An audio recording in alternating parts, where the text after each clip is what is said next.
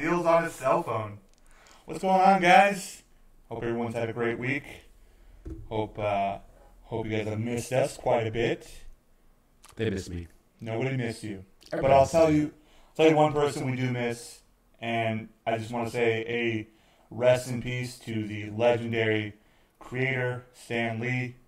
He has made many wonderful stories. He has created some of my best memories as a child. So, rest in peace and Excelsior to Stan Lee. Neil, how was your weekend, sir? Whew. Kind of just jumping into it, by the way. We're going straight to it. Straight to it. You Not know, really. my weekend was actually really peaceful and relaxing. Oh, good. We needed it. I think this weekend is probably going to be pretty close to the same thing. Okay. Outside of the fact that a little shout out to our good friend, Mr. Kevin Skurlock. What's Kevin doing? Me, Kevin, and a couple guys are getting together, smoke some cigars on Saturday night. Thanks for the invite. Cool. Glad to know that my co-host, who I considered one of my friends. I like how that went to a considered it. Now it's like past tense. Well, clearly it was a past tense since I wasn't invited. We actually just made these plans today, so you are more than happy to come join us. Man, you got a girlfriend now, so it's I know we all come second. Something I want to mention to you, Neil, and I'm just doing this on air, live right now. Neil, do you mind hitting that switch right there for the lights? There we go. That is much better. Now everyone can see my beautiful haircut. I want to say thank you, Jackie. Mine too. Nope, Jack. Nobody would touch that thing. Not even your own hair. That's why it's leaving you. I actually do this myself, Keisha. Oh, shit. A lot of problems. Quite a bit of problems. Well, my weekend. How was my weekend? It was good. I don't remember what I did, and that's how I know it was good. So no complaining. How's your week been? It has been really hectic. Yeah? Yeah. Work-wise or personal? No, just work. Just a lot of things going on at work, and so yeah, it's just been one of those where it's been very, very, very hectic overall. So I would say this has been the least stressful week of work for me. I actually got a compliment from one of my coworkers. She was like, "I'm gonna have to post this one. I'm gonna keep this one. I'm gonna hang it because for those rainy days, those rough days, I'll need that." Speaking of rainy days, California wildfires. Have you heard much about it?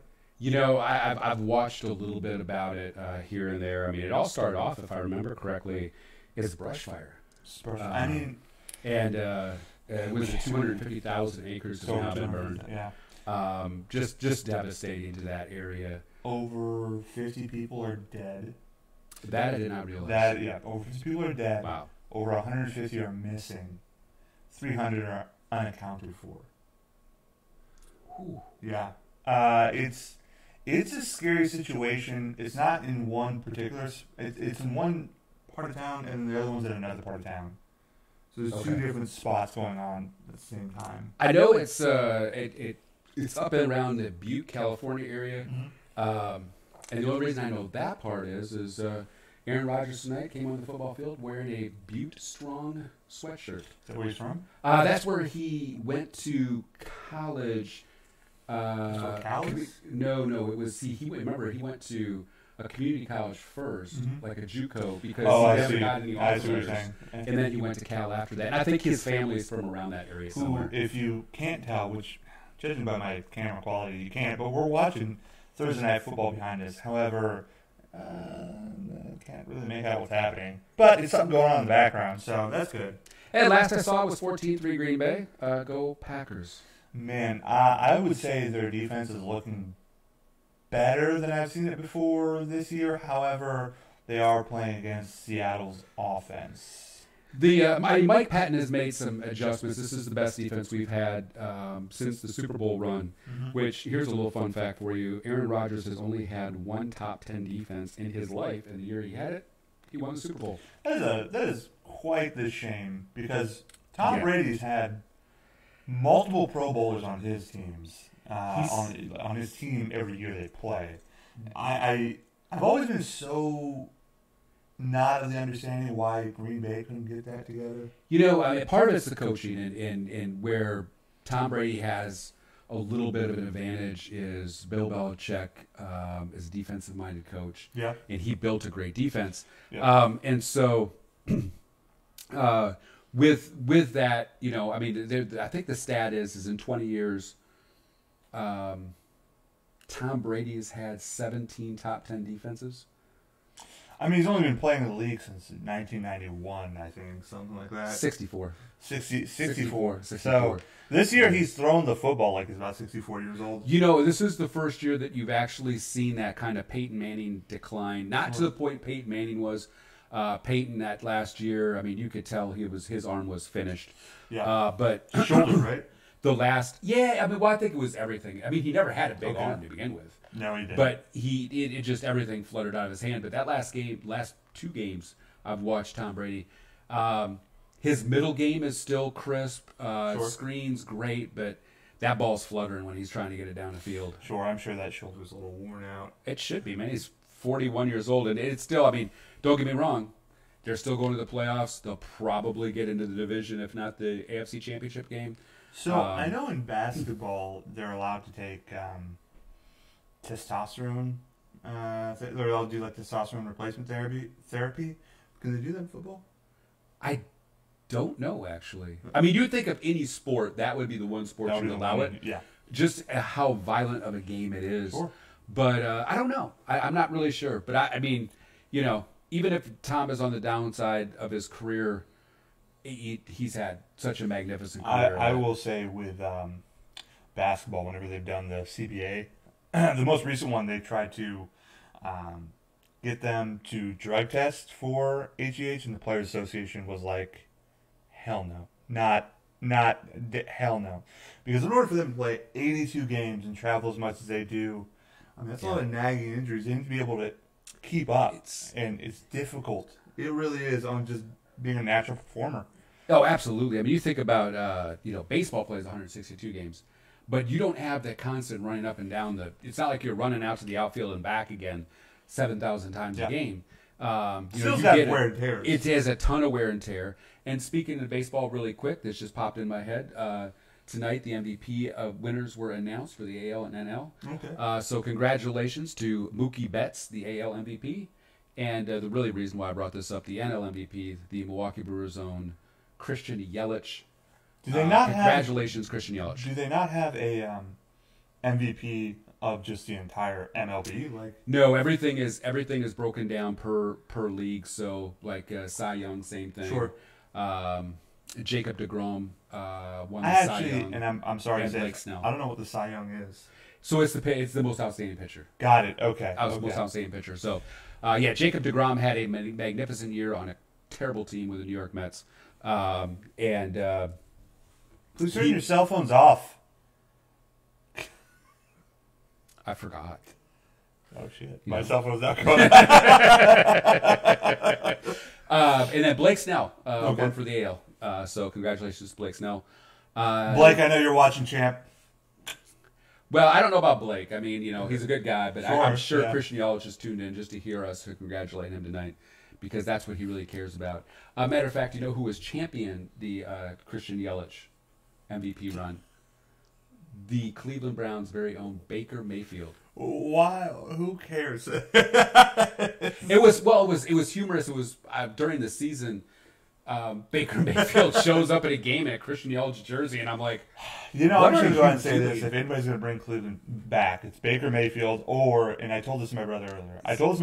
I will be so upset I'll stop watching basketball if the Cleveland Cavaliers get the number 1 pick and get Zion Williamson, because he will bring them back, sadly, especially in the East. Have you seen his highlights so far?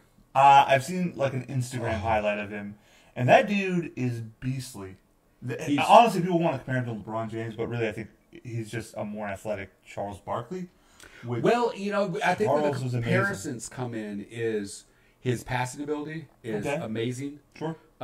He can handle the ball. Okay. And on top of that, I don't know where his shot is compared to LeBron when he came out. LeBron didn't have a terribly great shot when he came out to the league. Hold on, stop yourself. Hello, Luch. How's it going? I hope everything's going well.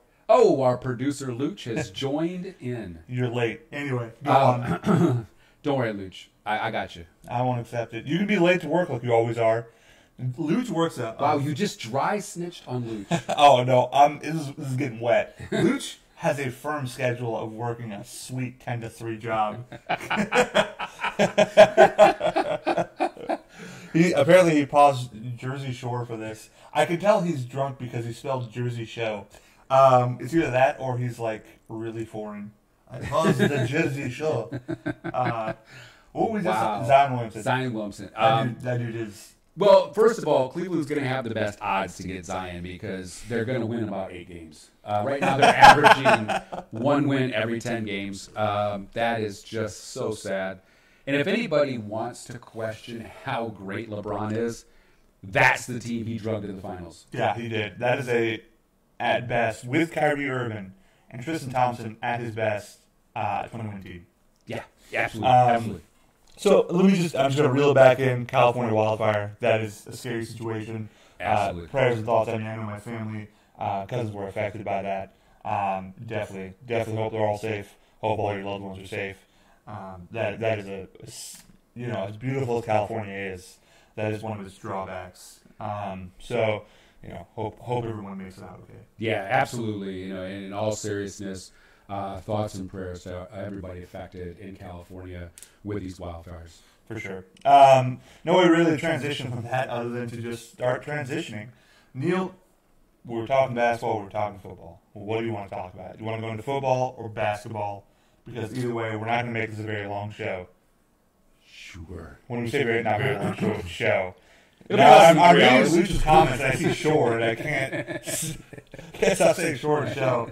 Yeah, we're going to try to make this about an hour long. But I doubt that we're going to be able to do that. But basketball or football? You know what? We started with basketball last week, so let's start with football this week. Okay, so here's the thing in the NBA. Okay, wow. Actually, I can go either way. So, the thing is, okay, it's going to be a little bad. Actually, let's start with basketball first. Why? Because we do our predictions of the games. That is very true. So let's go basketball first. My head was probably just because the Packers are playing right now, too. Cool. Yeah, nobody cares about the Packers. NBA standings, let's just drop there. We're going to go top to bottom.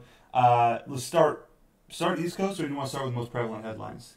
You know what? Let's start with the headlines. We got some fun ones. Big one today, Carmelo Anthony got cut. Yeah, I'm shocked. I'm not. That dude has no strength in his legs. He's. I mean, it was a terrible fit, and it surprised me that I actually have to read Mike D'Antoni come out and say, "Wow, I just wasn't a good fit." No kidding. Everybody in the world saw that was not. The fact that you could listen to Mike D'Antoni talk is what gets me, because I can't understand what he's saying. He sounds really weird. Well, I mean, once you get his dialect down, and realize when he starts talking, he's going to be Captain Obvious. It's all easy to follow. Smart ass. He is absolutely a smart ass. Really is. You know what I think the mistake is with Carmelo? I think people thought he was like an Eric Gordon type, where he's a spot-up shooter, and that's not Melo's game. He's never been that, and that's what surprises me, that people think that he was going to play. I mean, number one, they lost Trevor Ariza and Luka Badamute, 2 phenomenal defensive players. Now, Luka Badamute couldn't shoot worth a penny, but James Harden could cover for 9 people. Yeah, I mean, and Trevor Ariza's knocked down 3. He was a 3-and-D player too. Absolutely. Yeah. And so you lost 2 tremendous defensive players, which is the reason you were so good last year, and you replaced them with Carmelo Anthony in his 16th year. Could they afford to even keep the both? Because Trevor Ariza got a $15 million deal, I think, from the Phoenix Suns, who. Yeah, I mean, they still had Clint Capella they had to try to fit underneath. Sure. They had 2 max contracts. Ooh. I think CP3 deserved his money, but I thought CP3 they should have let him walk somewhere else, because now you tied up, $40 million to CP3, $40 million to that is a James Harden salary cap. Yeah, and then you got another $20 million to Clint Capella. That's actually one player's a third of your salary cap. I apologize. So, and they got 2 of them. They got 2 of them. And one's aging, and I think by the end of his career, it's not going to be very good. I just think that, and I think you've only got 2 more good years out of Chris Paul. I agree with that. So why are you giving him a 5-year deal? It makes no sense. Chris has got no reason, if he declines sharply a year 3 of this deal, to ever back out of it. This is where I would question the GMing of Houston and just go back and say, hey, listen, where's Chris Paul going to go? Who's going to pay him that money? Well, I think Daryl Morey. I mean, and I got to be honest. Daryl Morey is Probably the smartest person. That's the GM. Mm-hmm. He is he's a riverboat gambler, and I'll give him all the credit in the world, man. He rolls the dice every single year, and sometimes it works out really well, and sometimes it doesn't. But that man doesn't quit trying to make that team better, and I give him credit for that. Fortunately, Carmelo wasn't going to burn him. They signed Carmelo for a real minimal deal. I think it was only a couple $1 million. But I think the CP3 deal is going to come back and haunt him. I think it will, too. I don't know how they'll be able to unload him unless the NBA salary cap shoots up through the roof to where it's like... Who cares? Yeah. It's not even that who cares. It's like, all right, well, it's a mid-level deal. Well, and I think that, what they're projecting to see with all their new social media money and TV money that they're expecting to come, I think it is going to shoot up enough where it's probably not going to harm them that badly. But right now it is, and this team's going nowhere fast. I think this year is going to be a lost year for them. To the point, Carmelo Anthony he wasn't a fit in OKC, couldn't do much. At best, is a role player off the bench, and I would give him 6-7 minutes. Yeah, and that's the problem. What's confusing me is I'm seeing teams reach out and go, oh, hey, we want Carmelo Anthony, and he can be a spot up. Carmelo Anthony has never been a spot up shooter a day in his life. Nope, not at all. And so to put him in a spot like that, it doesn't make sense. Now, the other side of that, what's Carmelo Anthony signing these deals for? 1.5 veterans minimum. Why is he knows it's not going to be a fit. No. He can't change his mentality. He's been one player his whole life. And when he was in his prime, he was really a top good 50 player. Absolutely. But his skills have completely deteriorated. Sure, and I think that goes to his leg injuries. He's had and that's he was a post-up player, and he would explode from a post-up into a fadeaway, and he would just drain it on you mid-range. And frankly, he just can't do that as well anymore. Well, I think when he was younger, he didn't do what LeBron did. He didn't take care of his body good enough. You can see that. He still has the same baby fat on his face.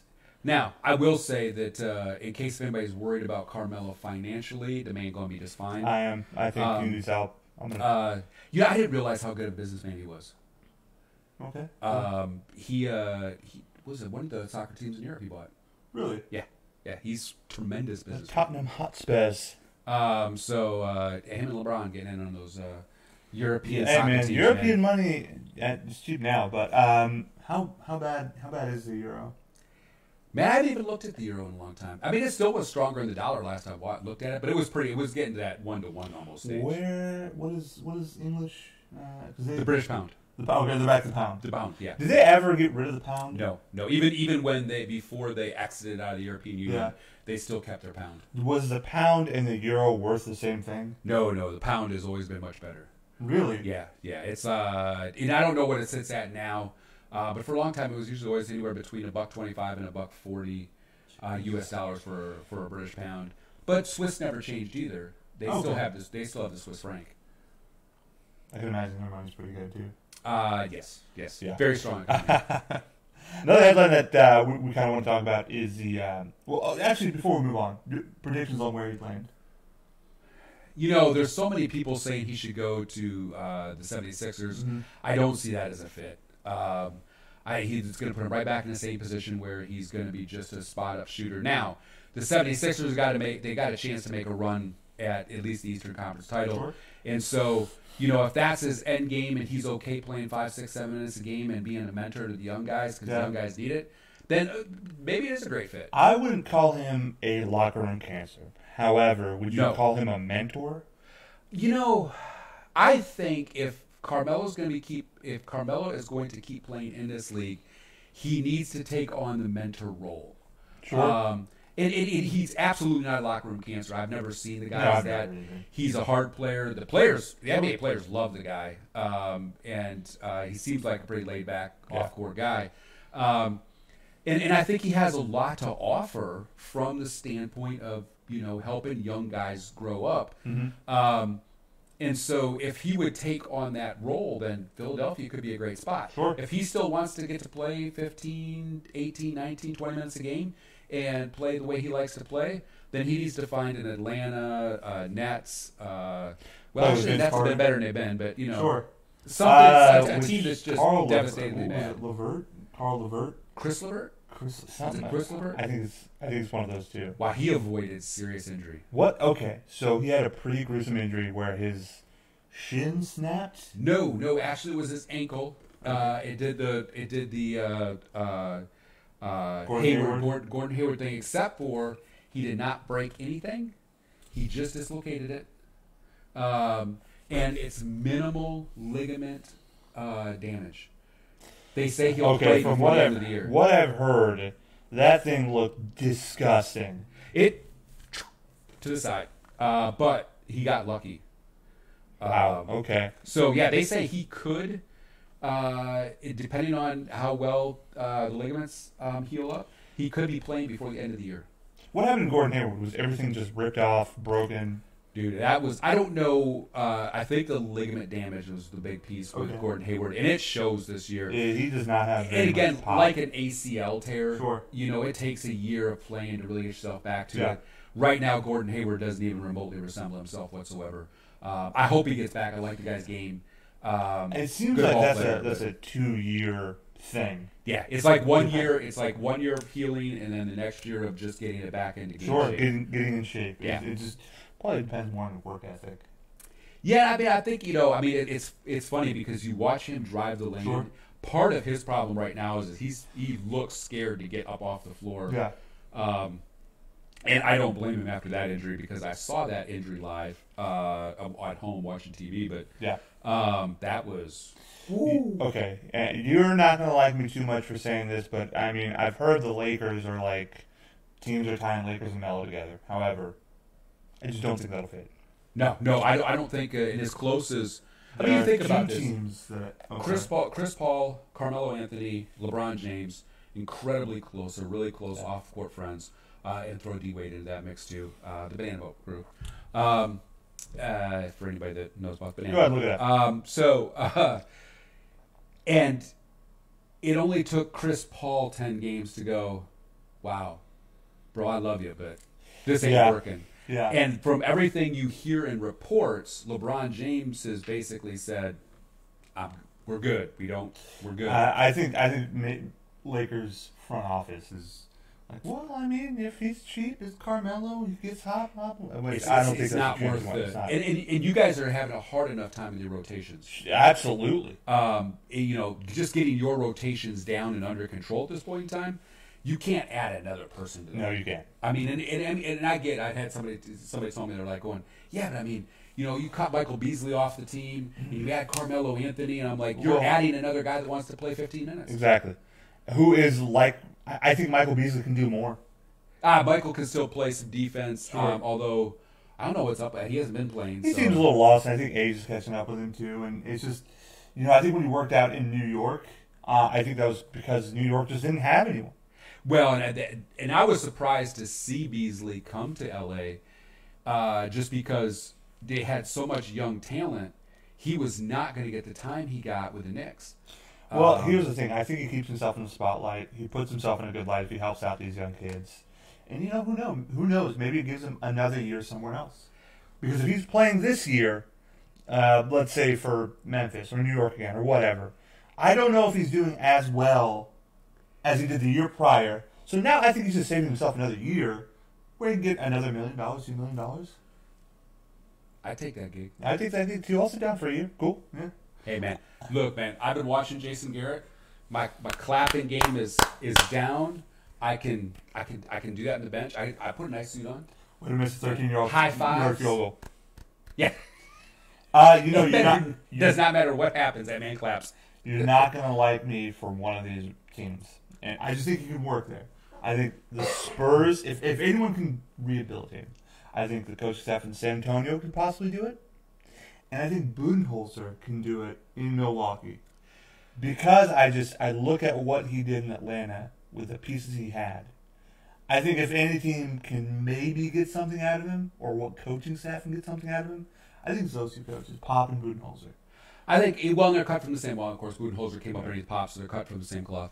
I think Pop could get something out of him. I think Pop more than Budenholzer, but yes. Yeah, well, Budenholzer's got his hands full right now, just getting this team running on all cylinders, and he's still trying to figure out his rotations. Sure. I think, well, in Milwaukee lost last night to Memphis in a really close game. It ended up being. Those are games you need to win, because you win that game, you're 11-3, you're half a game away from first.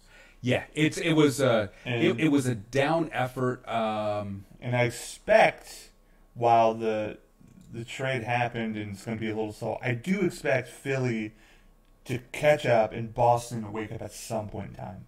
So the Philly piece is interesting, and I've been listening to some of the ESPN analysts. They got trade faults. I've been listening to Fox Sports and Mr. Chris Broussard. I like Chris Broussard. Chris Broussard's excellent. He's probably one of my favorite insiders. And it's Chris, I thought, really summed it up. I was listening to Chris last night, and he had made the comment. He's like, "Look, this could go one of two ways. Mm-hmm. Jimmy Butler is a phenomenal talent, and he's a hard worker, but he's old school. And what he felt really didn't work in Minnesota was Karl Anthony Towns and Andrew Wiggins weren't about to have an old school guy tell them what to do. And so now you're putting him into a situation where he's got Ben Simmons and Joel Embiid, more young guys. Now, I think Joel Embiid has got much more backbone. He's not soft. He's not soft, but I think he thinks or feels that this is his team. Yeah, it is. So the only one that, like Chris Broussard made the comment is the only one you worry about at that point is Ben Simmons, because he's a little bit more soft-spoken, although he feels like he thinks Ben Simmons is going to be able to handle Jimmy Butler overall. But what really hurt the 76ers in that deal, so they got a guy that can shoot the mid-range. He can shoot a little bit of the long ball. He's a closer, and that's really what they needed badly. Love Covington. However, you lost Covington and Saric, Saric was a decent shooter, but Covington was an above-average shooter and a above-average defender. So it kind of washes out. Yeah. But they still have they still need another shooter. JJ Redick is great, but he's older. He doesn't have the same pop that he used to. He might come into play late season. Now, I did think they made the right move by putting him in the starting lineup. I think he hit three or four threes last night. Got him a little bit more into rhythm. That was good. I think the team's going to be fine. I just don't know if they're going to go as far as they hope they will. I think Toronto's still the danger because Kawhi Leonard's got that team believing they can win every game. Well, the team was good before him. You just took DeRozan out and put an MVP in there. Yeah, that's the key. You took out, and that's nothing against DeRozan. DeRozan is a all-star player. All-star player. Has not developed since 4 years ago. He's not a closer. No, although Pop is kind of making him a closer. Pop, I think, is, again, just one of the coaches out there that will squeeze the talent out of you. You won't like it. You won't enjoy how he tells you how to play, how he coaches you, but he's going to make you a good player. It does sound like DeRozan is enjoying himself in San Antonio, so that was good to see. I know nobody enjoys himself in San Antonio. It's a great city, man. I like San Antonio. It's a great city. It's a great city. But no, I mean, he seems to be enjoying himself there, which is great. Sure. And great Tex-Mex too for him. You don't have that in Toronto. Yeah. That's the reason he went down there. Just the Tex-Mex alone. Tex-Mex is delicious. So no, I but you talk about the upgrade of Kawhi Leonard and what he really is. Sure. Over DeMar DeRozan. Plus, Kyle Lowry is a solid point guard. He's a solid point guard. He's got a legitimate MVP type talent that is in Kawhi Leonard. Okay, I'm sorry. I thought you were calling him an MVP type. No. With Kawhi Leonard, I mean, but yeah, he's now got a legitimate MVP type talent. Kawhi Leonard, and in the forgotten piece They got Danny Green out of that deal too. Danny Green is going to give you some good knocking points down a lot of threes. Yeah. When healthy, Danny Green is a good player. Yeah, he really is. He really is. And he is a 3-and-D. And that guy gets, and of course he's that wicked hot or cold. Like if he's cold, you just tell him to shut it down for the night. If he's hot though, that guy can roll off 7-8 threes in a night. They have good young pieces there with OG Anunoby. Yes, yeah. I like that kid. It's really a loaded team. It'll be interesting to see how far they go. The Celtics are struggling. I don't know how long they'll struggle for. I think they'll pick it up eventually. I think they're only struggling simply for two reasons. I think Jason Tatum is trying to recapture the magic. He's trying to do a little bit more than he should be doing, right? That's the issue with rookies that explode their first year. They think in their second year it's going to be another explosion. It doesn't happen that way. Well, and keep it in mind, too, Kyrie went down late part of the year. Yep. Gordon Hayward wasn't there. And that's the other piece of it. And so these guys had to find roles last year, and these young guys rolled that team all the way to Game 7 of the Eastern Conference Finals. Now you're trying to reintegrate Kyrie Irving and Gordon Hayward back into the mix, and you're taking time away. That's going to take you to All-Star. I've read reports Rozier is done. He wants out. And Rozier, the thing is with Rozier, I feel bad for him because he's always been the piece they dangle in any trade. It really is. He's the guy they just put right in front of him, and he knows they're really hurting for first round draft picks. Maybe Danny Ainge could get a first round draft pick for once. Somehow he'll parlay a second round pick into a first round pick that turns into Zion Williamson. Williamson. And the really weird part is when you look at their draft for the next 2 years, they've still got 5 first round picks for the next 2 years. If the Kings don't make the playoffs and they get a pick between 2 and 10. That goes to the Celtics. If it's number 1, it goes to the 76ers. Don't ask how I know that. So, the Celtics have a shot at getting Zion Williamson. They actually honestly do, which is That's disturbing. Because they're stupid. They're still saying Zion Williamson's teammate, RJ Barrett Barrett will go number 1. Well, here's the thing. Okay, it just depends on some teams and their needs, right? If you have, if you're Detroit, are you going to pick up Zion Williamson or RJ Barrett?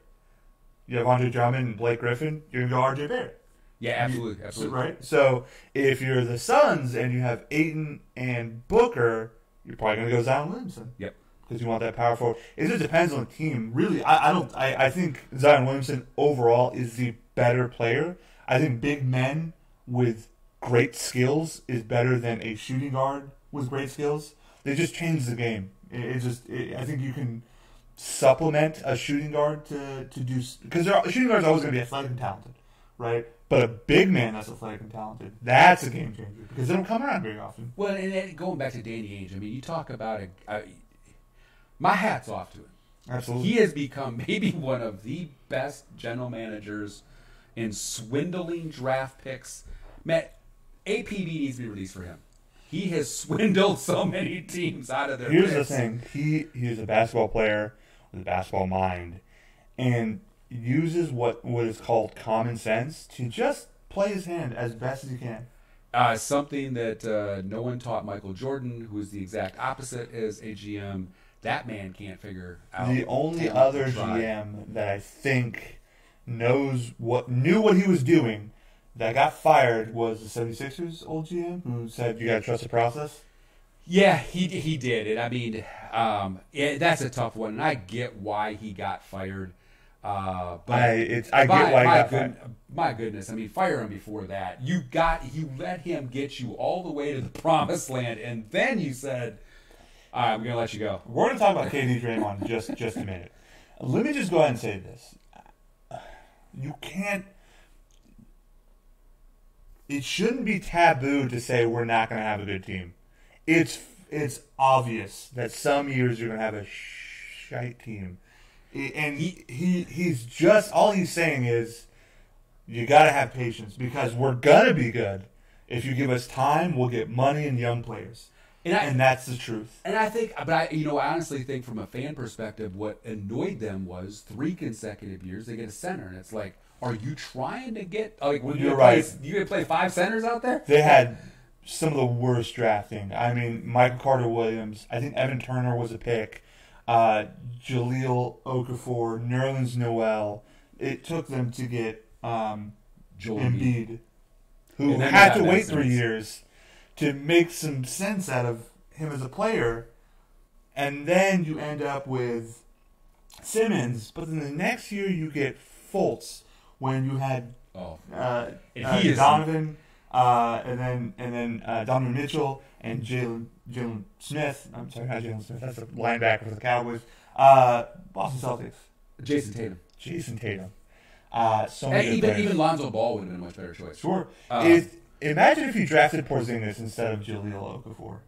Oh, but then that team. Exactly. You just have nothing to say to that. Yeah, I mean, because really, quite honestly, the best place for Kristaps Porzingis is a 4. Yeah, absolutely. He is a 4. That dude is. He's Dirk Nowitzki. He's he even really more is. explosive He really Dirk Nowitzki. That's But I mean, how good was Dirk really? I mean, the Milwaukee Bucks looked at Dirk Nowitzki and just went, "Are you really good enough?" what did they? Okay, so they drafted Dirk Nowitzki. What happened when they drafted him? We traded him right away. Oh, he must have been an all-star player that you traded him for. Who was it? Who was this MVP level superstar? We don't need to go down. I think his name was Robert Tractor Trailer. Go ahead and look him up. That's may he rest in peace. Anywho. The Bucks have had a lot of bad drafts, by the way, just in case anybody's wondering. We stumbled on Giannis. Don't think we actually knew what we were doing. That was a pet project. So, okay, I'm just going to go ahead and jump right into it. I'm sure we have a lot more to say. But KD, Draymond situation. What happened there?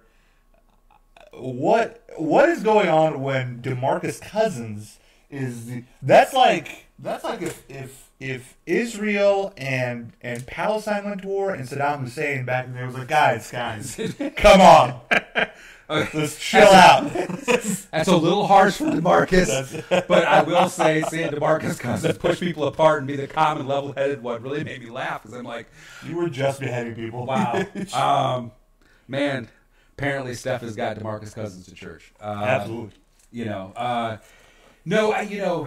So what was it? It was late in the game. It was Draymond just wouldn't give the ball to KD. So late in the game, ball comes out for a rebound. Sure. Draymond jumps in front of KD, grabs the rebound, which is Sure. Draymond's a hustler. I mean, there's nothing wrong with that.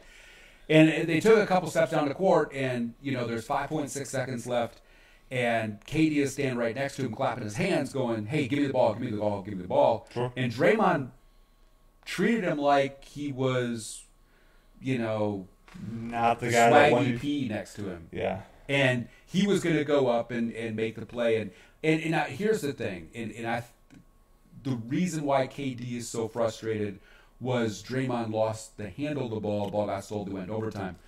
However, He did majorly F it up. KD got to chill. Because Draymond, a lot of times, will bring a ball up in Sure, a situation he's a like forward. that. He's a great distributor of a basketball. He's one of the better passers for big men. But if there's not that much time left on the clock, I I would don't have care gave it up who- to KD. you but should. Okay. you don't have Steph on the floor. I think it comes down to this. I think it comes down to a lot of emotions that just kind of exploded, right? Yeah. So nobody on the Warriors know what is like what's in Kevin's head right now. They don't know where he's gonna go. They know he wants a bunch of money.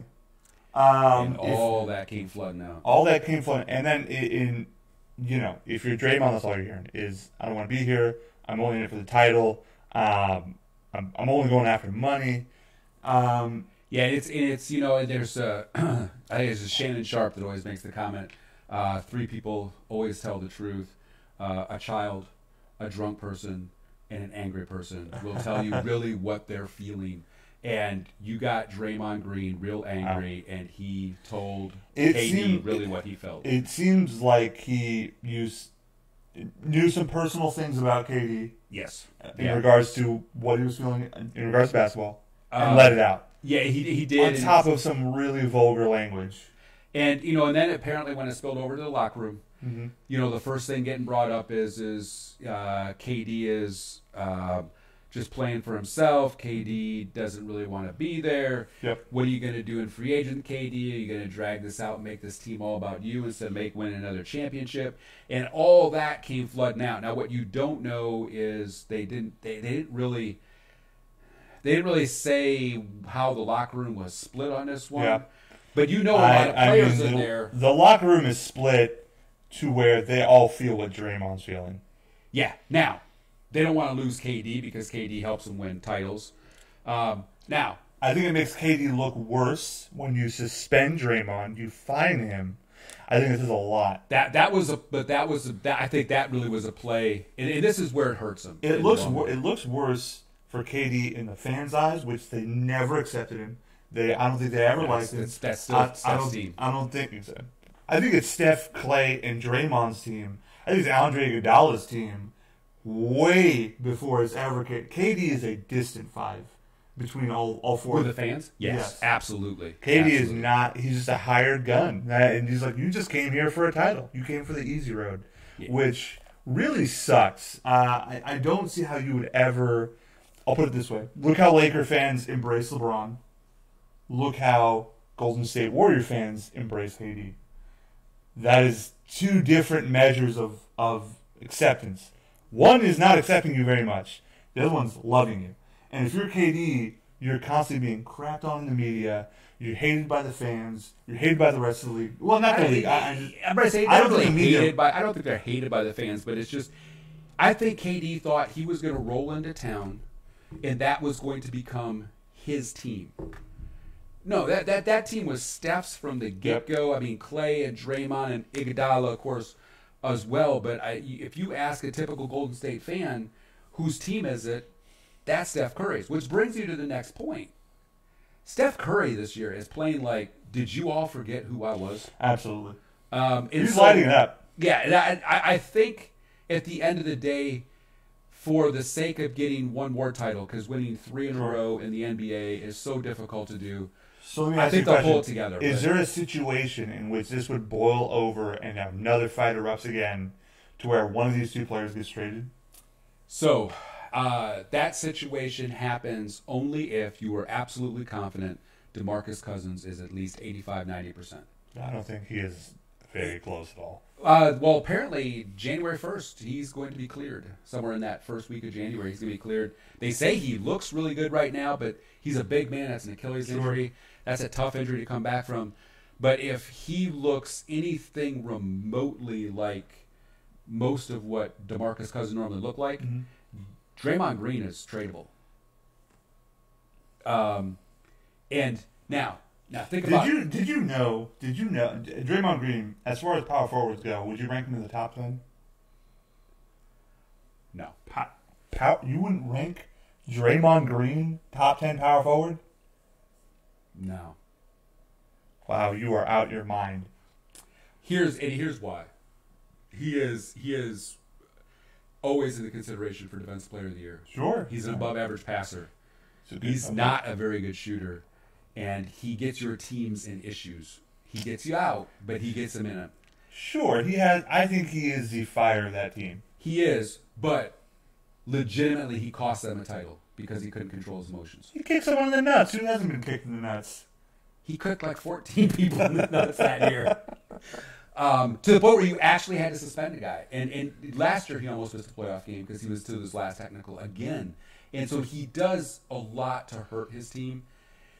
And think about it this way. And here's what the owners are looking at with KD. So KD is on it's a 1 year and an option year. Okay. Their new stadium is next year. They want him there for that year. Here's what the ownership did and I think they messed up badly. Sure. When they suspended Draymond Green, they told Draymond Green that it's more important we keep KD here another year than keep you happy. Absolutely. KD's leaving regardless. And now you're most likely going to lose. Okay, so here's the question. Here's the question to you and Luke.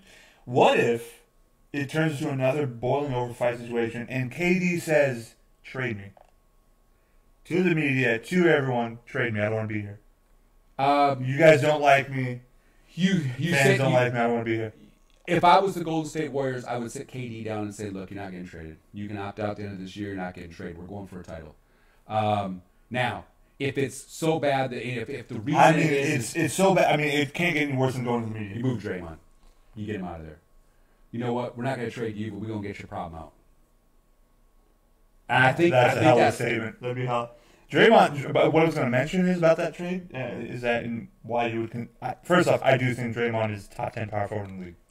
Draymond is like the 24th highest paid power forward. That's at that one position in the league. He has a very movable contract. He does, and and here's why I say I would move him if DeMarcus Cousins is close. Okay.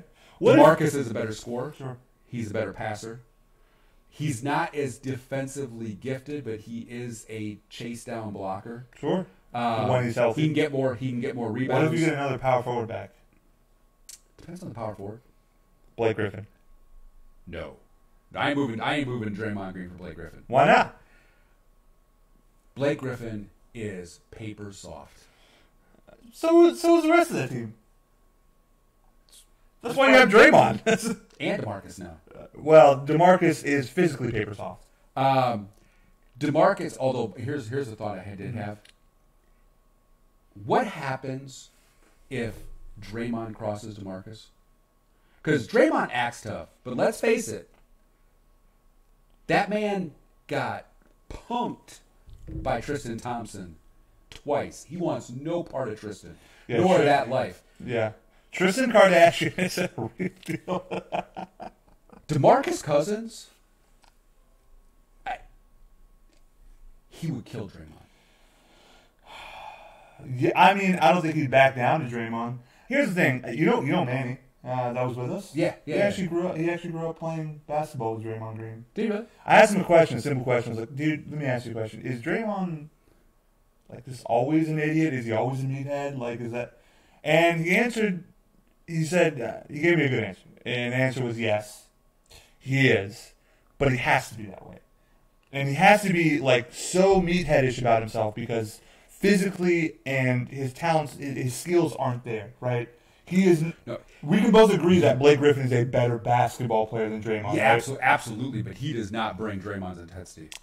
The mental game that Draymond brings to himself is what allows him to be Draymond Green. It's what allowed him to be. Not a lot of people knew this, but David Lee, before Draymond came to that team, David Lee was a top 5 power forward. He was an all-star. He got traded from the Knicks to Golden State, and I mean, he was supposed to set that team to the playoffs. He took over David Lee's spot, and David Lee was one of the best power forwards in the league at the time. I remember that was the downfall of David Lee. Yeah, I mean, he just kind of disappeared after that. Draymond Green just slowly took over, and that was the year where they were kind of making that noise. Well, and Draymond, and see, here's the thing with Draymond. In that team, he is much more valuable than he is in another team. Because there's no other team in the NBA that has 3 of the top 6 shooters in NBA history. Okay, what if the Bucks were like, we'll give you Henson and Dellavedova, would you take Draymond Green? In a heartbeat. What's a fair trade for Draymond Green? That's a great question. I don't know if there is one. Because you're getting a live wire back. Yes. You're getting a guts and glue guy. Sure. He's going to be about his teammates. You're getting everything. And I did hear, by the way, that he apparently arrived at practice today with KD in his car, walked into practice together. They say everything's been patched up. Sure. Now, KD and Draymond, from my understanding, have been friends for a very long time, so I can't believe this is the first time that Draymond's flown off the handle. I'm going to go ahead and stop you right there. So, Lou said they need to bring Patrick Ewing and Charles Oakley for defense to come back from retirement if Draymond's let go. There is never going to be a defense like that again. Ever. I think Charles Oakley could still play defense to this day. That's because he just punched people in the dick. He got in a fight with the owner of the Knicks like 2 years ago. You think Charles Oakley's lost any kind of intensity? Not one damn bit. But that type of defense does not. Anthony Mason's dead. But no, I forgot about that. Yeah, he died 2 years ago. What did he die of? I couldn't tell you. I'm sure our producer's gonna find something for us. Look that up for us. Well, Luch, if we're talking about that Anthony Mason, Patrick Ewing, Charles Oakley team, Mark Jackson was part of the Knicks that year. Mark Jackson coached the Golden State Warriors. Mark Jackson was a legitimate tough dude. He was. He made the Pacers. I realize that man's a pastor, but he still will punch you.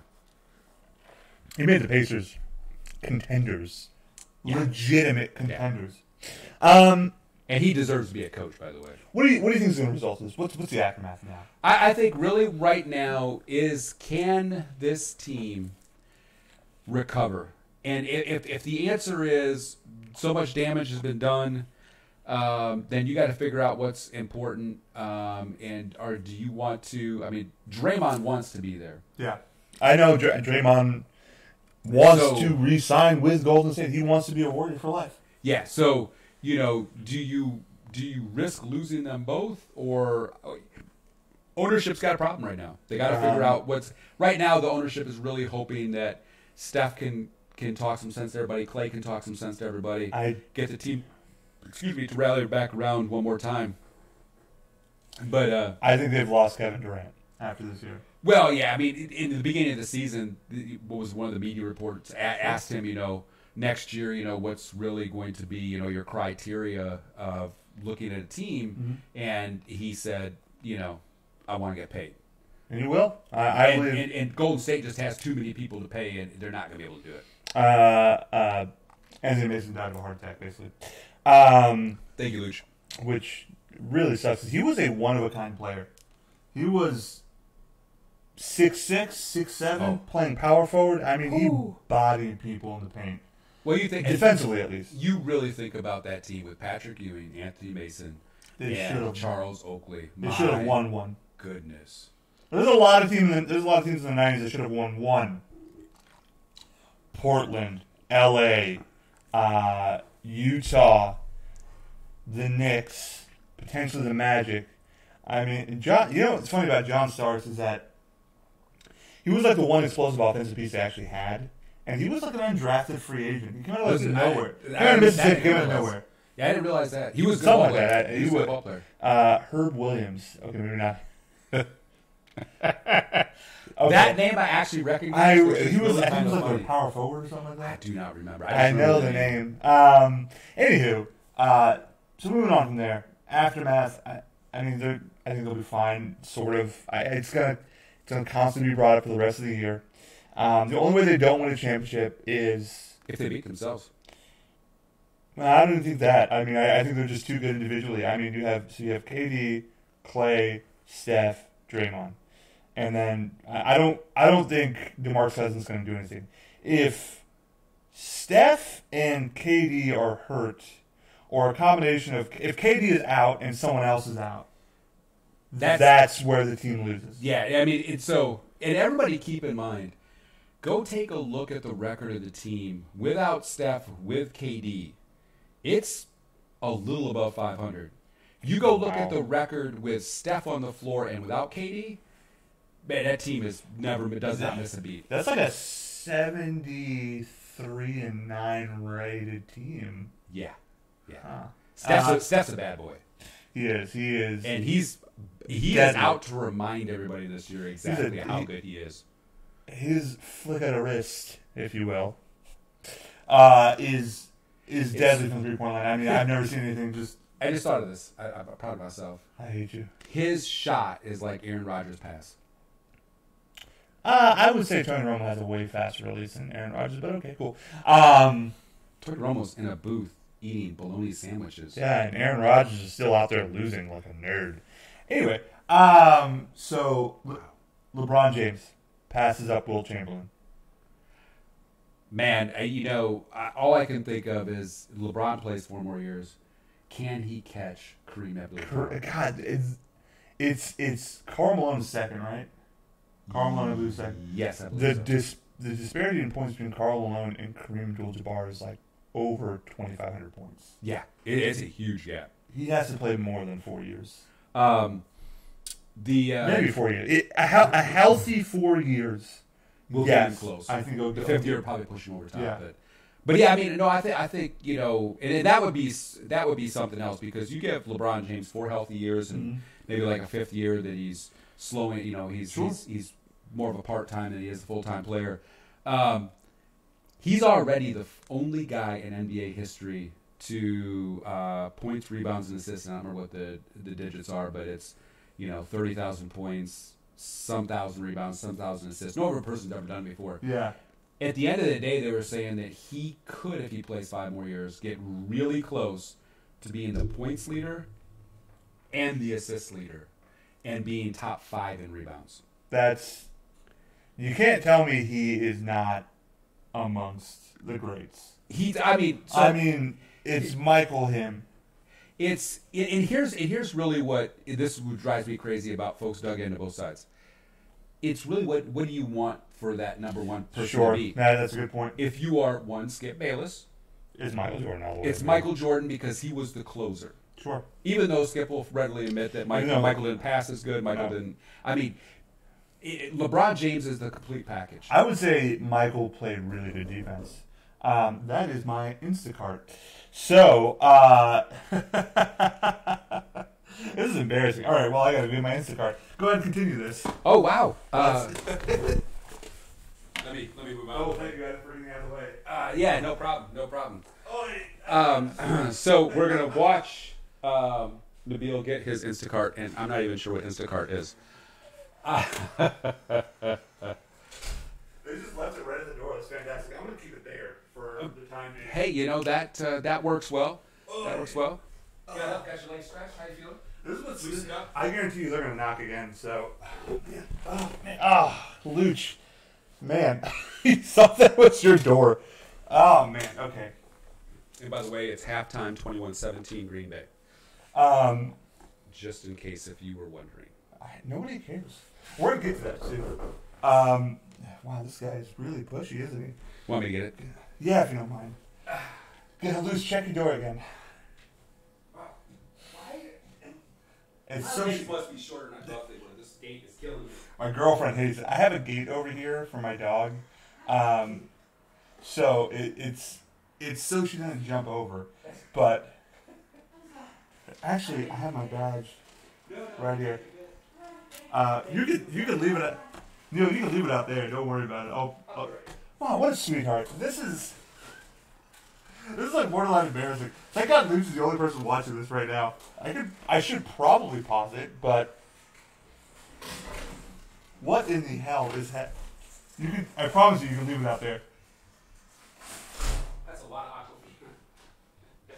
Oh my God. I never even thought about doing the whole. Let me just say this. It is the most convenient thing. They came in early, by the way. They were supposed to come in like 9 to 10. It's 8:55. My legs are too short to be doing that. Sorry about that, Neil. Banter, I'm too old. Instacart is fantastic. The reason why I ordered Very Instacart, nice delivery lady, by the way, ladies. So. The reason why I ordered Instacart was because my team is having a Thanksgiving lunch tomorrow. Hey, what do you guys been bringing? Well, I got a veggie tray. And this whole distraction's over a veggie tray, so. Yeah. I hope that your veggie tray's gonna be good. Yeah, I'm not gonna eat it. But I'm sure either. Luch will. Luch is gonna love it. Where were we at? LeBron James, but here's the thing. He's amazing. Whatever. Really is. Here's what I'm gonna do. I want to run down some of these teams. We're gonna go 1 through 8. We're gonna talk about them. Let's start in the East. How about the Raptors at number 1? I can see them. They've lost 2 in a row, which is kind of interesting. Close game to the Pistons. Dwayne Casey, really good coach. And then they got kind of blown out by the Pelicans, which is really surprising to me. It all depends which Pelicans team shows up. Here's the thing. I don't think they can handle skilled big men very well. So if you look at them playing the Pistons with both Griffin and Drummond, and then the Pelicans in dealing with Mirotic, Anthony Davis, and Julius Randle, I just don't think they have, like, Serge Ibaka can't do it anymore.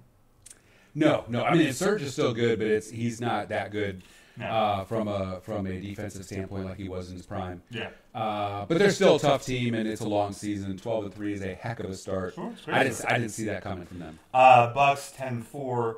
I know they lost their last game, kind of a close one with the Grizzlies. Probably shouldn't have lost it. It's probably one of those games where they played to the level of the Grizzlies, and they shouldn't have.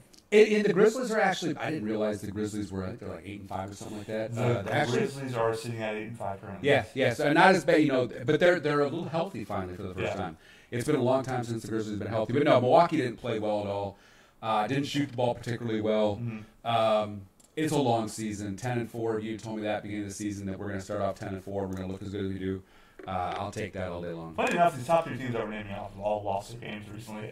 Pacers sitting at in third place, 8-6. They just lost to the Rockets. Surprisingly enough, they finally got a win.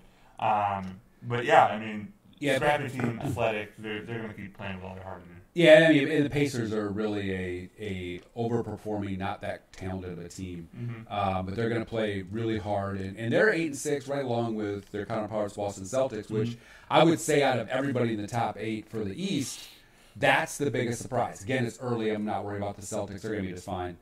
But they're really, really, really trying to figure out what this rotation looks like, and they're struggling. Brad Stevens has, I mean, that's the issue with having too much talent, right? It's too much talent, too many cooks in the kitchen. Who do you give the ball to? Like, everyone has their own say, right? And so you just you can't appease that many masters. 76ers at 5th, 9-7 record. Lost their last game. They're a good team. They're going to be good. It's and if you're a Sixers fan, don't freak out at this point in time. Give them a good 5 to 10 games to get themselves in rhythm with Jimmy Butler and get him really incorporating the offense, and they'll be just fine. I don't think they're done making moves either. No. Well, they really need another shooter. Absolutely. I don't think they're done. Would they trade Markelle Fultz?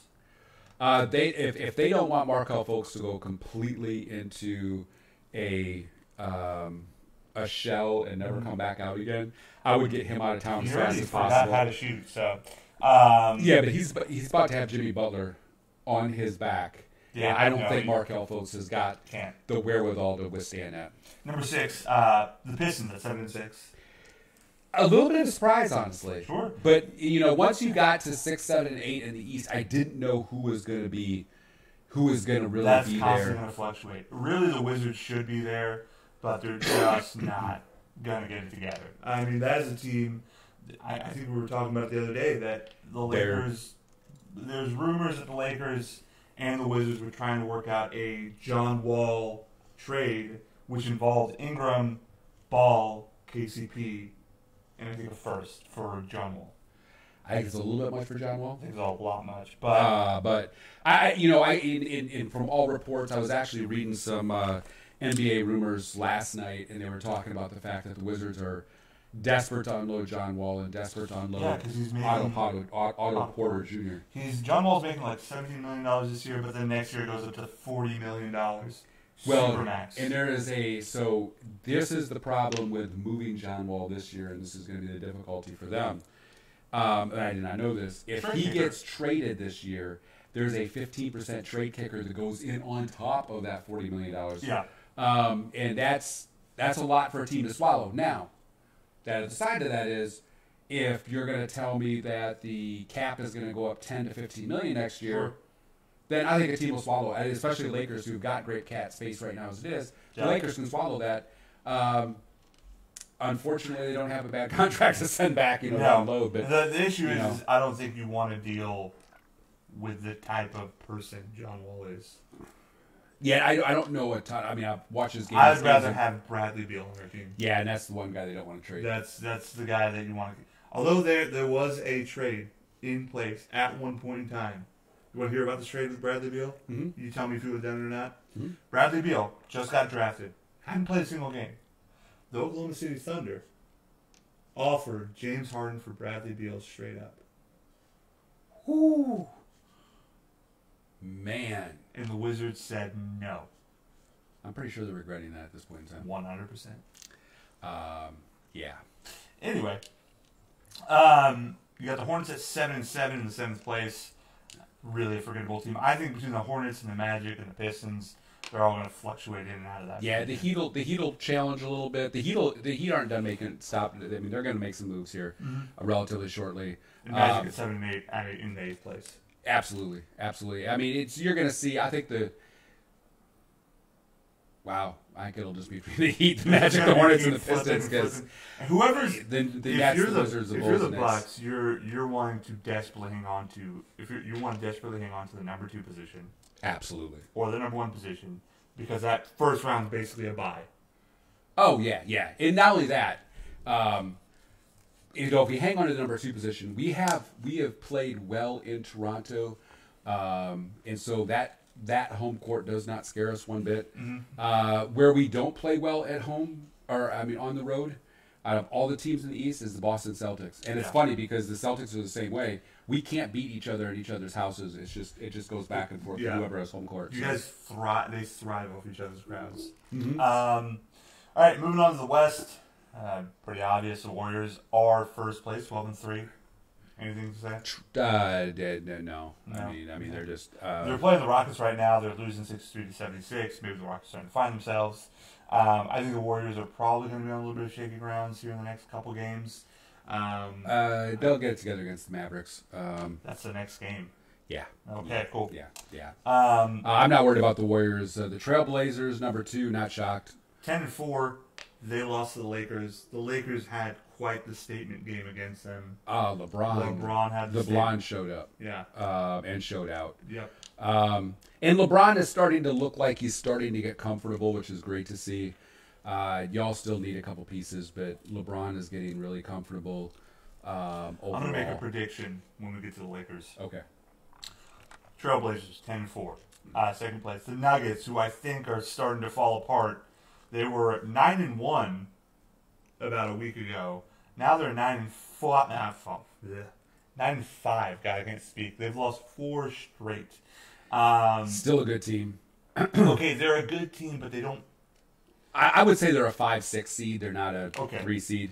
When you look at the Warriors, Trailblazers, Thunder, Rockets, Lakers, they all have a star there, right? Nikola Jokic is not that guy. Everybody wants him to be Dirk Nowitzki, but he's just not.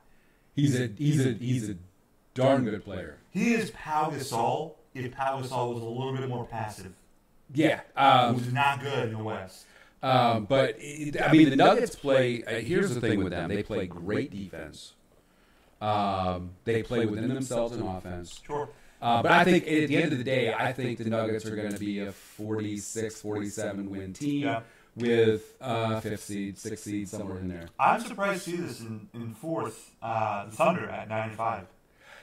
I really thought the Thunder would slip and Russell Westbrook would have some heavy lifting to do when he got back. I thought the Thunder were going to be where the Rockets are now. Yeah, no, I would have thought the same thing. When Russell Westbrook went down, I thought, oh boy, but Russell's not going to be gone too long. He'll bring him back. They'll be just fine. But they played really, really well without him there, and I think it's good for the team and it's good for Russell. Russell Westbrook needs to see that he can trust his guys in crunch time, and the more and more he sees that, I think the more comfortable he'll be when he gets back. But the players are going to leave him in a good spot. He's not going to come back trying to scratch into the 8th speed. He's going to be up in the 3rd, 4th seed, and if that team gets rolling, I'm going to say this about the Oklahoma City Thunder. I'm going to give them a compliment. I like their City Edition uniforms. The Bucks have the most garbage City Edition uniforms I've ever seen. I actually really like the City Edition. Those things are trash. I actually like them. That looks like some inner-city Brazilian soccer team uniform. And that is not probably what I liked about him. Those are the insulting I can get. I actually like the Bucks ones. I really did. That's disgusting. For being a disgusting uniform, I like the Cavs one, but I don't like the Bucks. So here's the funny part. I want to order that jersey. Oh God, no, Neil, don't do that. It's so it's gross. It's gross. If I see you wear that, you're never allowed back on the show. I might have to order one and wear it to work and just show you how great of a shirt that really is. You know what? Order one and then bring it to the show. We're not doing a burning jersey burning on the show while you're wearing the jersey. Number 5, the Grizzlies 8-5. That's surprising. Really is. I mean, now that team has been plagued with injuries for 2 years. Yep. And so you never really got a good feel. Conley's been beat up. I mean, that team has just been plagued. They're really playing well. Jaren Jackson's having a pretty solid year. Omar Casspi is actually they're using him. Yeah. In a way that works for him. If they're not trying to, force him to do something. Jaren Jackson has given them energy. Kyle Anderson wasn't a bad signing. So I think they got some pieces there, even with Ivan Rabb as well, that power forward. I think it gives them some energy as well. But the team is having a good year. I think they'll make the playoffs. They'll be a good team. Clippers 8-5 and 6-5. I think they're going to fall out.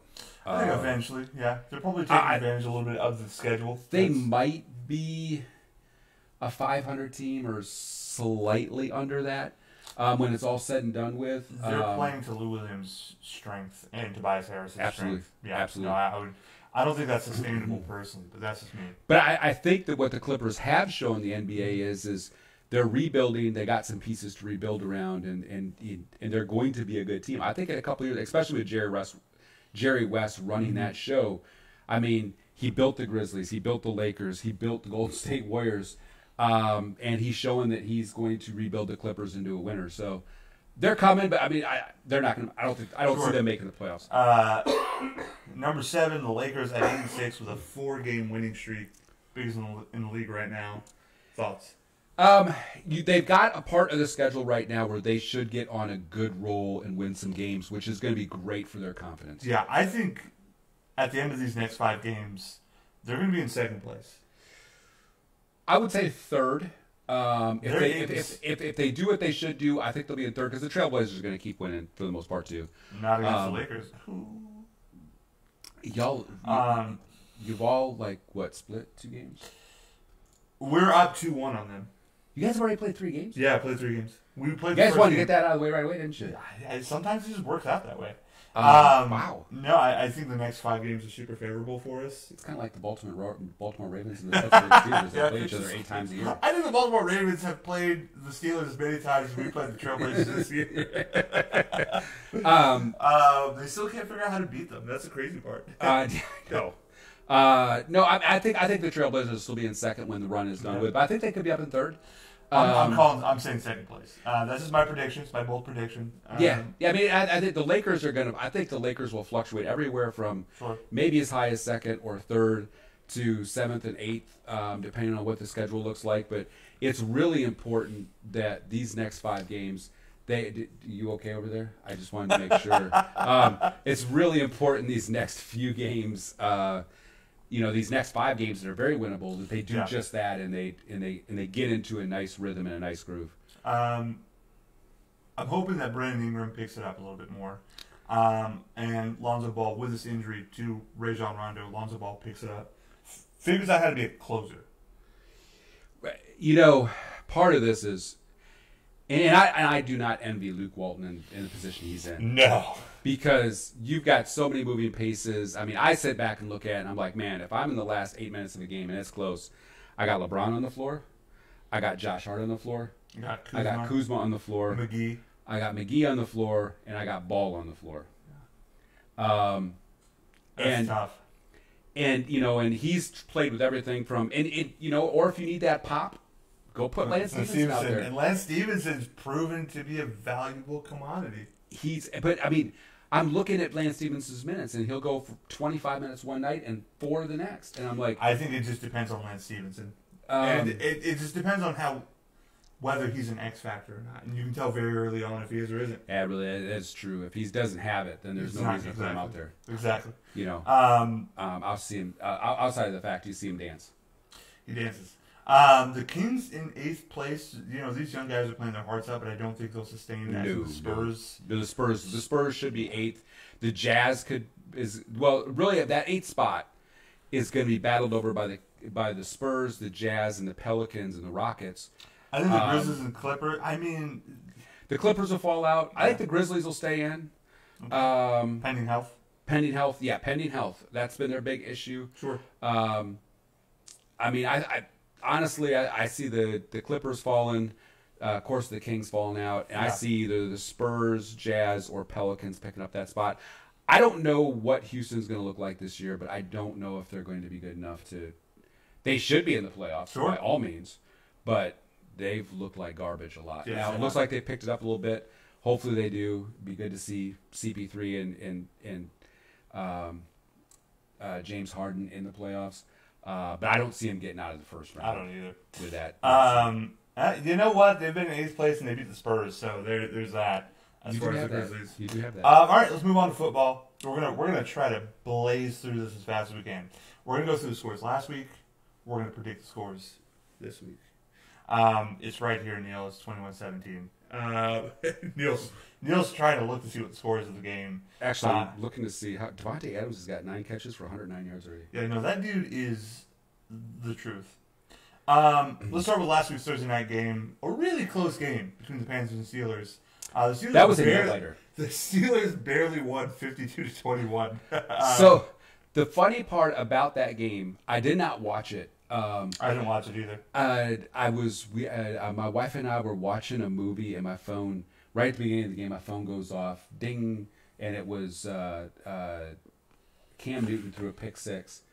And a minute later, my phone goes off again, and it's a 75-yard touchdown pass to Juju Smith-Schuster. And I'm like, what? And the next thing I knew, it was 21-0 in the first 5 minutes. I'm going to take a sidestep here, and I'm going to say this. There was a video that came out yesterday where they were rating Le'Veon Bell's locker.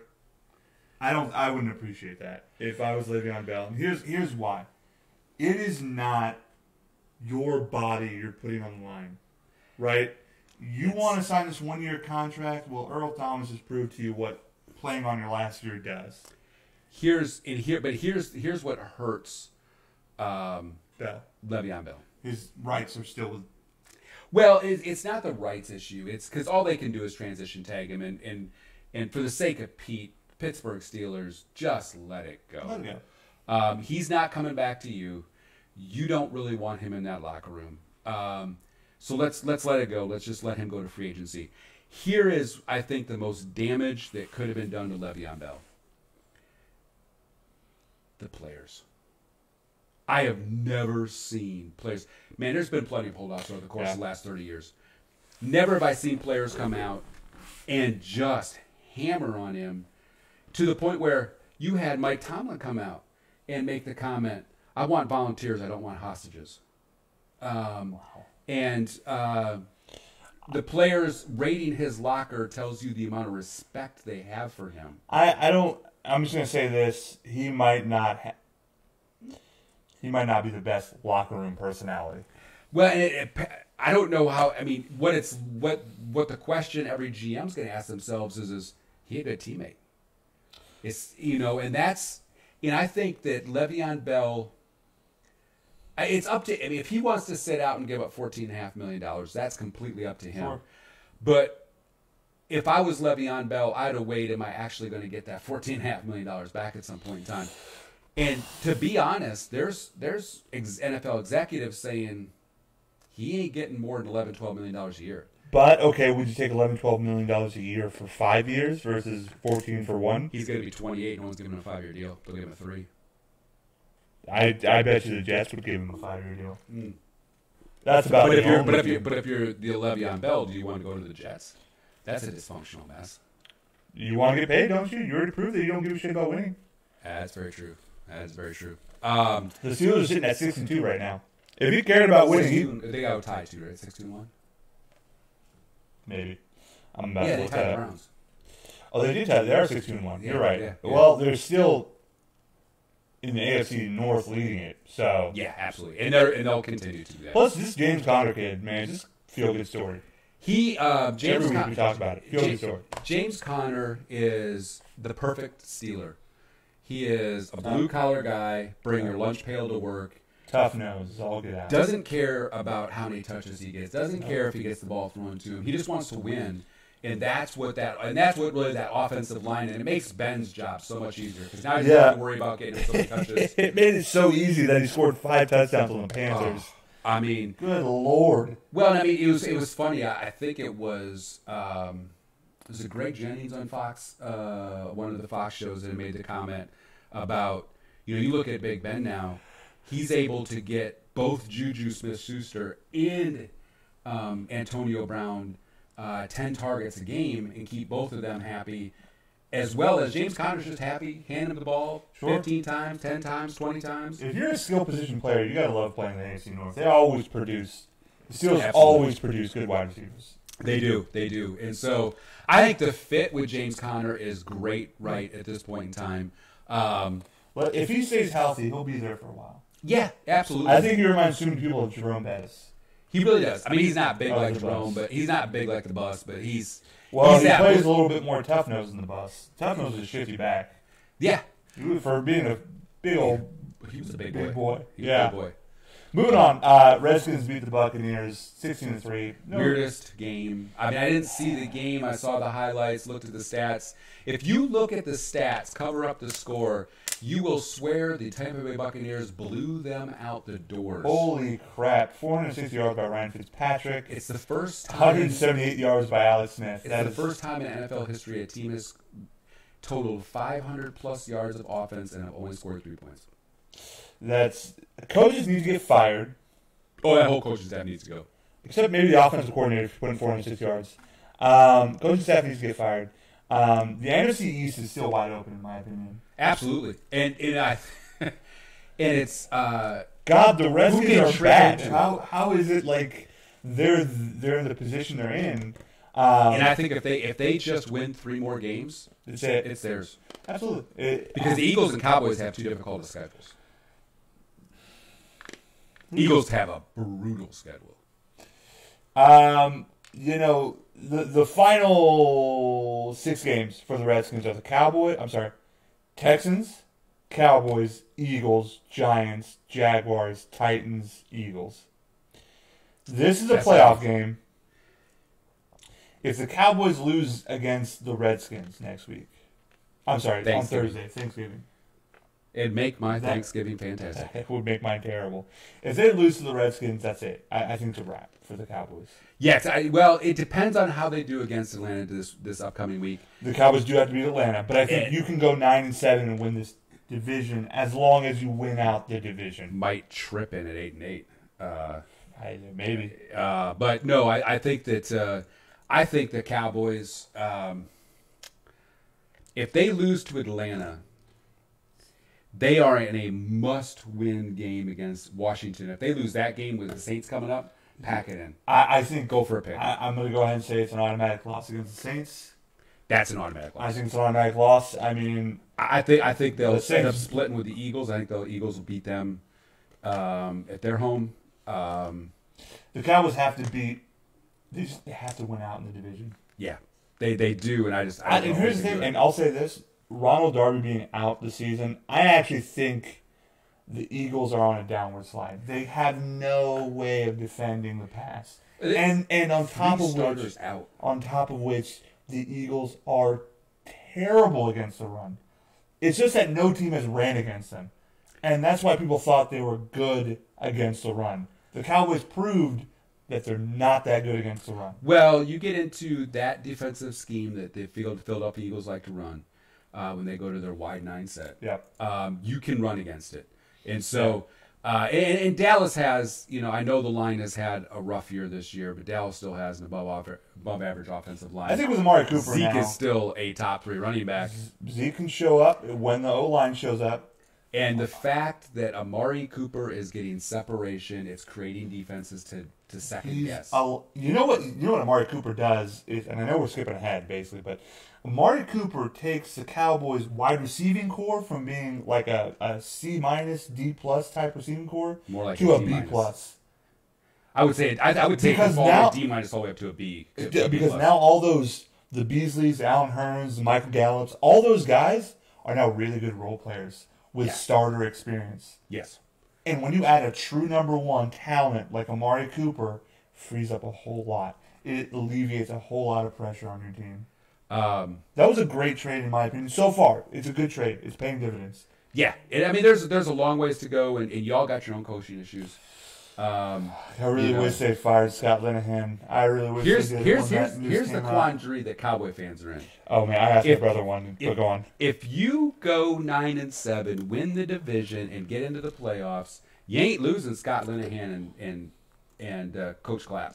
What I told my brother was, I would still genuinely be really upset at this coaching staff if they slipped into the playoffs, made it to the Super Bowl, and won.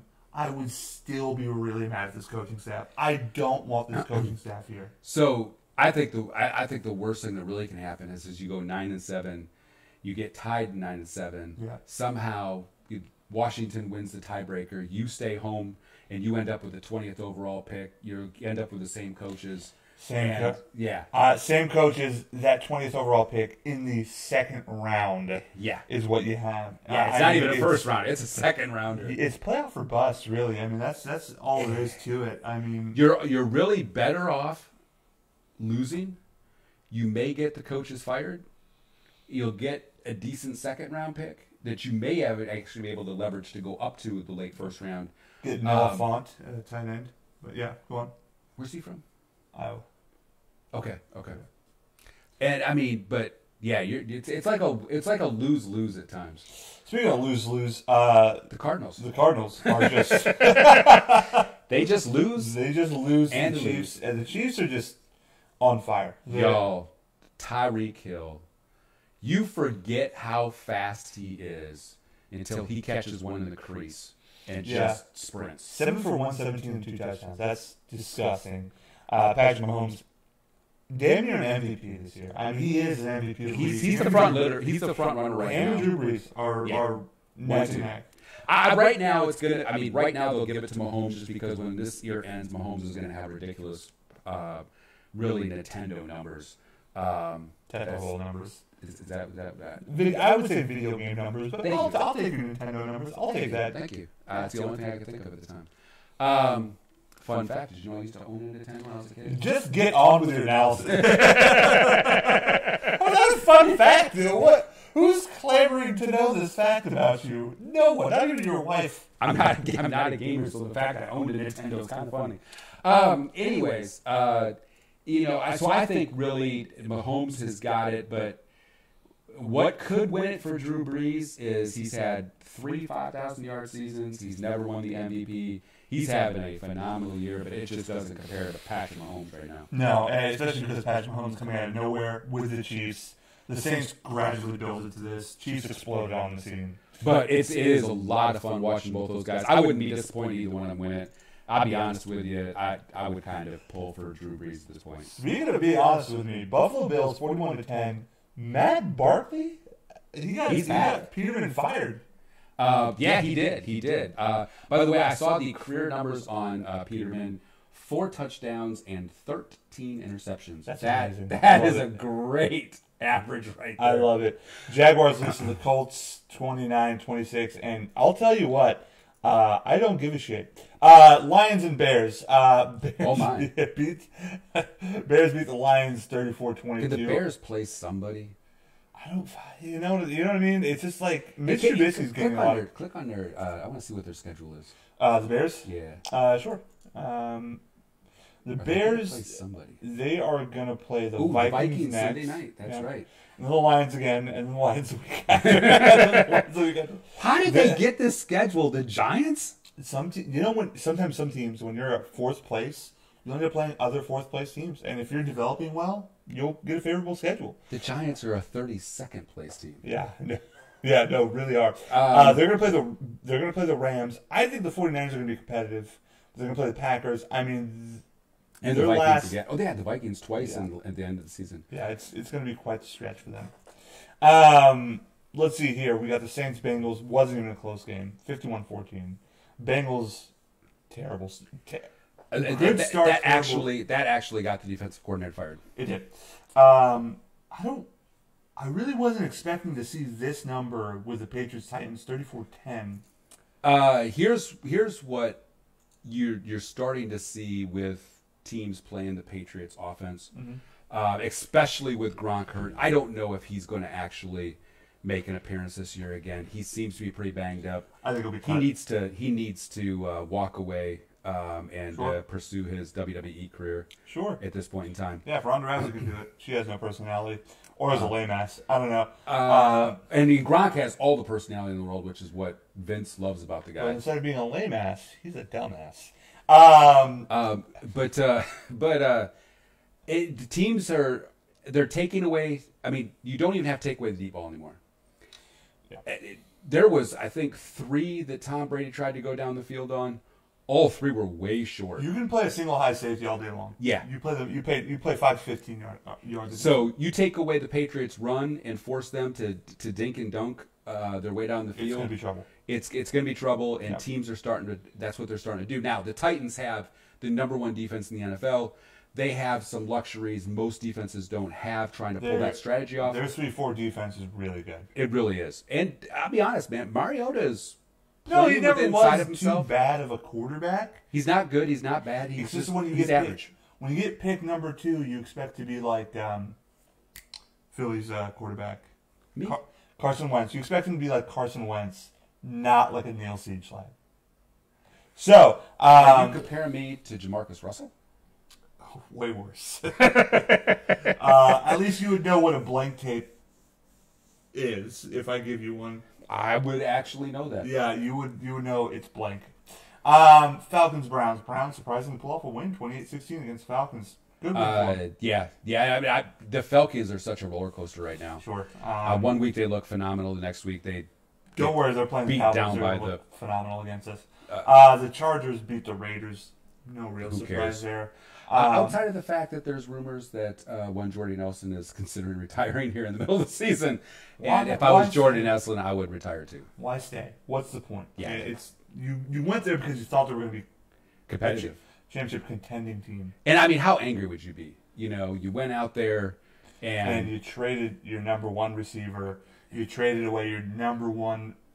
Damn near. I mean, you've literally broke the confidence of your quarterback. His defensive player of the year. I mean, Rams Seahawks. Not surprised the game was close. That's a conference game. It's a rivalry. Dolphins Packers. I'll be honest with you, man. I legitimately forget that Dolphins are a team in the NFL until they lose to a major team. So they lost to the Packers 31-12. They played bad. Who was starting quarterback? Brock Osweiler? Brock Osweiler, yeah. Had 213 yards. All right, cool, man. He'll have a job next year with Buffalo. The surprise win of the year. I wouldn't say of the year, but I would say that was no one expected that for to a happen. big game. That no one expected. Okay, what was more surprising? The Titans winning last week against the Cowboys on Monday night, or the Cowboys beating the Eagles on Sunday night? The Titans waxing the Patriots. Okay, I'll do that one. But no, this game is more surprising than what the Titans did. Especially, and I think part of that's happened because we just seen the Titans wax the Patriots. Exactly. But no, I mean, I think everybody legitimately went into this game thinking Scott Linehan has forgotten how to call a game. Yep. Somebody gave him a play call sheet from 1991. The truth is, when you look at the score, 27-20, 6 of those points, 2 field goals, it should have been 2 touchdowns. We were in the red zone twice, should have scored. Should have been a wider of a gap. I think really Dak had a little bit of hesitation. There was one where Chris, what's the announcer's name? Color commentator. Chris Collinsworth. Chris Collinsworth goes through a progression that Dak has where Michael Gallup was open for first down, wide open, and Dak hesitated, then overthrew it. And it was a weird game because there was moments he played brilliant. Yep. And there was moments he looked like Blake Bortles. Well, I think it's having belief in himself is really what I think he has the ability to do what great quarterbacks can do. I think when he gets in his head and thinks he has to do too much, the game becomes bigger than what it is. But like in the second half when they came out, they thought to themselves, well, we're just going to drive and we're going to do what we want to do because we can do it. I think you started seeing him believe in himself. And being able to make some of the passes he needed to make some of the adjustments they needed to make, even on the coaching level too. Well, I better say the play calling was much better most of the game than it's been for 4 weeks. I'll agree. And then the surprise that when the 2018 NFL draft came on and number 18 Dallas Cowboys went to go pick. I'm sorry, we were 19. When we went to go pick, I was praying to God we did not pick Leighton Vander Esch. The tackling Dutchman. My God, has he proven to be... He has just made Sean Lee expendable. Absolutely. That dude snap. Him and Jalen Smith look like they hurt people. So, and it's funny because they're two different types of players. Yeah. Leighton Vander Esch is much quicker than he looks. Sure. And he reads a offense fast. Especially in the pass. He knows where that ball's going before it goes there. It's unexpected when you're 6'4". That's a big he is. Absolutely. And Jalen Smith, he is A sudden, human wrecking machine. and he's violent. Absolutely. I feel bad for every quarterback on the goal line that decides to scramble because you're not going to make it on the other end. Dude, You're not going to come out of that alive. The fast quarterback that Deshaun Watson. Deshaun Watson. Yeah, I have I'd never take a seen a bus ride. linebacker track down Deshaun Watson. And I mean, Deshaun had this look in his face like, are you kidding me? With it hurts. It looks like it hurts so badly. Yeah, I mean, great middle linebackers, they are sudden and they're violent, and he is both. I am so happy we took the chance on him. Yeah. Monday night, Giants 49ers. I mean, the Giants win 27-23. Eli actually has a pretty decent game. Nick Mullins. I'm happy for this dude. I'll say that much. Hey, he deserves a job in the NFL. Absolutely. And he's better than part of the starters out there. Yep. He's played really well. Young kid. Sure. I had no idea who he was until he, Tell you, he's 1-1 and has played pretty well. I think he's doing really well. I think he has a good arm. He's quick to release the ball. Kind of throws honestly like a Tony Romo, where it's just a quick release. He fires it right out there. Yeah, I can see it. Yeah. Probably could scramble a little bit better, but whatever. He's doing the best he can. On to this week's games. We got one going on right now. Packers Seahawks. Packers are up 21-17. Even if we were down by 21, I would still take my Packers. I'm taking Packers actually. But so it looks good so far. Who's got the ball? Seattle does at their own 3. With it's the third quarter, 3 minutes left. Really good. 21-17. So Titans Colts taking Titans. Well, it's a divisional game, so I'll let you pick first. Titans. Yeah. Although the Colts have been playing better. Bucks Giants. Who cares? The Bucks. Giants. Steelers Jags. Steelers. Panthers Lions. Panthers. Cowboys Falcons. In Atlanta. I'm going to take the Cowboys only because I don't know which Falcons team's going to show up. Well, I know that the Falcons defense hasn't shown up this year at all. APB out on them still. APB out on them. And Tack McKinley has 6 sacks this year, but can't stop the run. They can't stop the pass. They can't stop anything. I think I saw they were the 31st ranked defense. That's bad. So I want to say the Cowboys, but I'm not very confident about it because I don't know what Cowboys team's going to show up. That's the problem. Is you got 2 teams that are Jekyll and Hyde. Absolutely. And we all hope it doesn't end up being 2 Jekylls out there because that'll be a bad game. Yeah. 10-9. 8 turnovers. But if it's a 10-9 game, I think the Cowboys would win it. Yeah, probably. I think the Cowboys the Falcons would find a way to choke that up. Bengals Ravens. Ravens. Yeah. Texans Redskins. In Washington. I'm still going to take the Texans. I'm going to take the Texans too. They're on, a 6-game winning streak? They're looking real good. 2 really good teams here. The Raiders, Cardinals. I don't even care. Cardinals. Okay. Bucks, Chargers. Chargers. Yeah. Eagles and Saints. I'm actually going to take the Eagles here, mainly because they're in a must-win. The Saints are going to put up 56 on the Eagles. I'm going to say that right now. And Carson Wentz will put up 57. No, he will not. By himself. Vikings, Bears in Chicago. Vikings. I'm going to say Vikings as well. I think while they're in a dome, that doesn't really bother them. No. Because they play plenty of teams outside stadiums. So, Chiefs, Rams. This is a really good game. So here is my. I've thought about this one a bit now. Okay. Here's my prediction. Chiefs 31, Rams 17.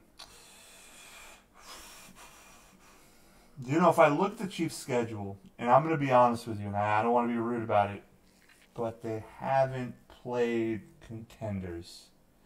I think the Rams are going to win this. Well, I mean, probably like Cooper Kupp is out, yes, but I think they're probably going to win it like a 35-32 game. Well, I wouldn't say that because they played the Chargers, who they're going to be in the playoffs. The Steelers, they beat. It's the Chargers. Come on now. What are they? 6-2, 7-2. The Chargers are currently sitting at a 7-2 record. Yeah. So they're no joke. Yeah, they're not actually. You're right. I mean, the 49ers, of course, they had the injury, and that was a negative game. The Jaguars ended up not being the Jaguars. They did play the Patriots. It's the only loss. And I'll say they put up an incredible 31 in one half in the second half against them.